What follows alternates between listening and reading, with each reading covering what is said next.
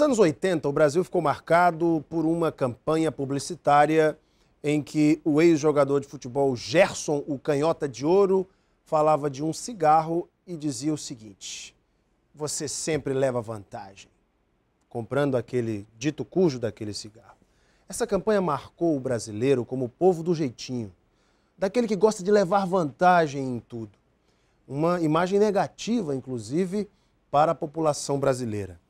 O Brasil, no índice da ONG Transparência Internacional, que mede a percepção de corrupção, em 183 nações, ocupa a 73ª colocação. Ou seja, o Brasil está muito mal nesse ranking. Muito mal. E por quê? São nossas raízes portuguesas, quando na colonização do país muitos degradados, criminosos, corruptos vieram parar no Brasil, a própria corrupção da coroa portuguesa e todas as seus desdobramentos no Brasil, monarquia e posteriormente na República, a falta de uma consciência ética da própria população, a desagregação familiar. Quais são as causas da corrupção no Brasil? Hoje, no Gazeta Entrevista, vamos debater esse tema, um tema muito interessante, porque o Ministério Público do Estado está realizando o 2º Congresso Nacional. O que você tem a ver com a corrupção? É uma campanha que tem esse objetivo, de colocar as pessoas para pensarem: como eu posso diminuir a corrupção nesse país? Que atitudes eu devo ter? O que é corrupção, ativa e passiva? Eu recebo a doutora Valdirene Oliveira Cordeiro, promotora de defesa do patrimônio público e também da fiscalização das fundações e entidades de interesse social. Doutora Valdirene, muito boa noite. Boa noite, Alan. Tudo bem com a senhora? Tudo bem. Doutora Valdirene, o tema é de suma importância, por isso que eu quis fazer esse preâmbulo um pouco mais longo. Sim. Talvez situar o nosso telespectador sobre esse tema. Quais são as raízes da corrupção no Brasil, doutora Valdirene? Veja, muito se fala que, em verdade, foi a nossa colonização, como você colocou. Mas só que isso a gente já não pode mais tolerar. O que hoje existe é a cultura infeliz do jeitinho brasileiro. E que nós estamos tentando mudar, mas... Da famosa lei de Gerson. Exatamente. Se é pouca farinha, para trazer para a nossa regionalidade, se é pouca farinha, meu pirão primeiro, né? Então é isso que a gente precisa mudar. E só com o engajamento realmente da sociedade é que a gente vai conseguir. Instituição sozinha nenhum consegue. Com o envolvimento efetivo da população, dos alunos, estudantes, de todos, né, é que nós vamos conseguir erradicar esse mal, essa mazela, né, que nos coloca pelo portal da Transparência Internacional como 70º, como você colocou, país corrupto. E nós não conseguimos sair da nota 3,8. Uma nota de 0 a 10, né? O Brasil tem nota 3,8. 3,8. Ou seja, estava reprovado o país. Reprovado. A corrupção, disse que um país Adam Smith, grandes teóricos da economia, do capitalismo, enfim, dizem o seguinte: quanto mais burocrático um país, mais corrupto ele é. E quanto mais corrupto, mais burocrático ele é. Isso.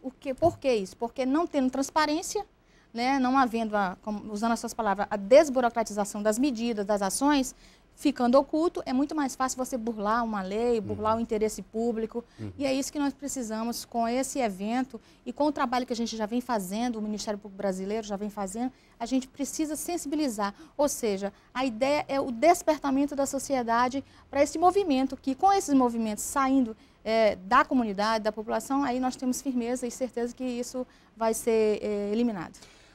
Boa parcela da população brasileira, doutora Valdirene, imputa aos políticos a maior porcentagem, o maior percentual de corrupção nesse país. Estão corretos os que pensam assim? Penso que não. Aliás, tenho certeza que não, porque corrupção, o ato de corromper, o ato de desfazer o que é correto, ou de tirar vantagem, numa expressão mais informal, não está só no político, está no nosso dia a dia. E é exatamente isso o que o evento precisa, tem o foco de trazer para a comunidade, refletir, uma reflexão, uma mobilização para que saia da esfera parlamentar e venha para o nosso dia a dia. Mas os políticos têm uma boa parcela de contribuição na corrupção do país. Hoje estamos aí acompanhando o julgamento mais importante da história desse país, é o julgamento do Mensalão, um dos maiores esquemas de corrupção já montados nessa nação. E a senhora, como é que a senhora acompanha isso? Se o Supremo fizer um julgamento duro e fala-se aí num placar até já de 7-4 em favor da condenação de todos os réus do Mensalão, a senhora acha que se houver realmente essa condenação, com penas, obviamente, penas para cada um dos acusados, a senhora acha que o próprio Supremo vai estar dando um recado para a população brasileira? Certamente, certamente, porque vai vir da nossa Corte Maior. E a comunidade, a população, precisa saber que os nossos maiores magistrados, né, do STF, eles têm essa visão também de eliminar esse tipo de dano, né, à nossa sociedade, ao nosso interesse público, que é aquilo que se busca lá no processo, na ação penal 430. É isso que eu também espero, que todos esses envolvidos aí tenham as suas penas, obviamente, cada uma na medida do seu crime. Mas, doutora Valdirene, vamos falar do Congresso? Vamos. O Congresso começa na quinta-feira, na semana que vem, e tem tanta gente boa aqui participando, olha só, conferencista, o doutor Antenor Madruga Filho, que vai palestrar sobre o que a sociedade tem a ver com a corrupção, no dia 24, sexta-feira. Vamos ter também a doutora Nazaré Gadelha, do Movimento Social Acre. Vamos ter também Marina Silva, uma das políticas mais honestas, corretas, probas desse país, nossa ex-senadora e ex-ministra. Temos também a participação do doutor Marlon Reis, juiz de direito de São Luís do Maranhão, Fábio Félix Cunha, auditor de Finanças e Controle Geral da CGU. Temos também o que a mídia e o Ministério Público têm a ver com a corrupção, olha só. Fábio André Guarani, promotor de Justiça de Curitiba, o jornalista também aqui acreano Bruno Cássio,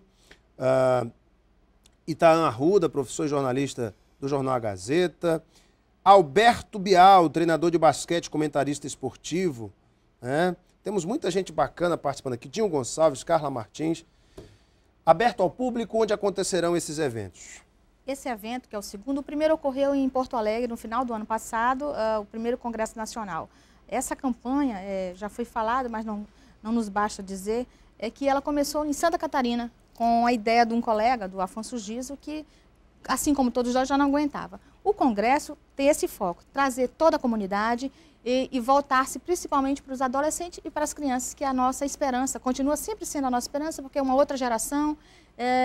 Com mentalidade diferente. Totalmente diferente. Mais educada. A preocupação é que tipo de geração nós vamos deixar para o futuro, diferentemente da questão ambiental, que é que geração vamos deixar, né? Trazendo essas ideias, essas reflexões, dando exemplo. O exemplo é a melhor coisa, porque toda criança, se ela tem um bom exemplo, de uma boa prática, de uma boa conduta, de honestidade e de transparência, certamente ela vai se mirar nisso, que ela está em fase de desenvolvimento.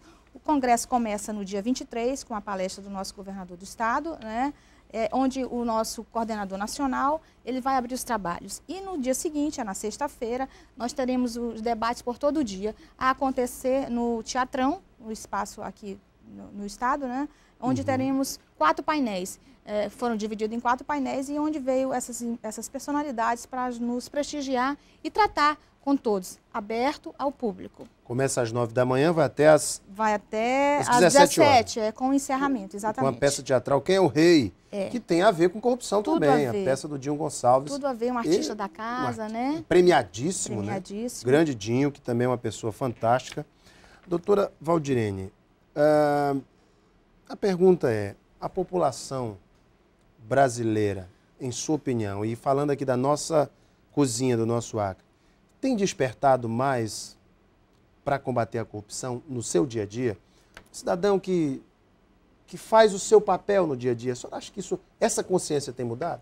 Veja, nós tínhamos uma cultura advinda da época da repressão de que tudo ficava nas escuras. Hoje não.